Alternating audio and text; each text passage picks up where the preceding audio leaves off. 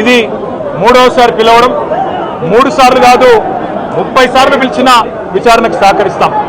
మా మీద కేసులు బనాయించి మమ్మల్ని ఇబ్బంది పెట్టి కమిషన్లు వేసి మమ్మల్ని ఏదో ఇబ్బంది పెట్టినంత మాత్రాన, వేధించినంత మాత్రాన ప్రజల తరఫున ప్రశ్నించడం బంద్ చేస్తామనుకుంటే అది కాంగ్రెస్ ప్రభుత్వం యొక్క అవివేకం, అజ్ఞానం అవుతుంది తప్ప ఇంకోటి కానే కాదు.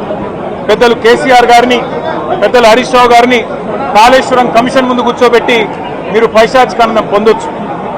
ఇవాళ ఏసీబీ ముందుకి విచారణకు పిలిపించి కొంత మానసికంగా రాక్షసానందం పొందుతూ ఉండవచ్చు. అవసరమైతే అరెస్ట్ కూడా చేస్తారు కావచ్చు. కానీ ఒకటి పక్క, తెలంగాణ కోసం గతంలోనే జైలుకు పోయి వచ్చిన వాళ్ళం. హైదరాబాద్ బ్రాండ్ ఇమేజ్ ని పెంచే ప్రయత్నంలో భాగంగా, హైదరాబాద్ బ్రాండ్ ని కాపాడే క్రమంలో తీసుకున్న ఒక నిర్ణయం వల్ల మళ్లీ జైలుకు పోవాల్సి వచ్చినా భయపడేది లేదు. ఒకసారి కాదు 100 సార్లైనా జైలుకు పోతాం, కానీ వదిలిపెట్టం కాంగ్రెస్ ప్రభుత్వాన్ని, కాంగ్రెస్ పార్టీని. మీరిచ్చిన 420 హామీలు, మీరిచ్చిన దొంగ 6 గ్యారంటీలు, మీరిచ్చిన డిక్లరేషన్లు, ఇవాళ మీరు లోకల్ బాడీ ఎన్నికలకు సిద్ధమవుతా ఉన్నారని చెప్పి వార్తలు వస్తా ఉన్నాయి. రేవంత్ రెడ్డి గారు నిన్ను మొత్తం రాష్ట్రంలోని బీసీ వర్గాల ప్రజలందరూ గమనిస్తున్నారు.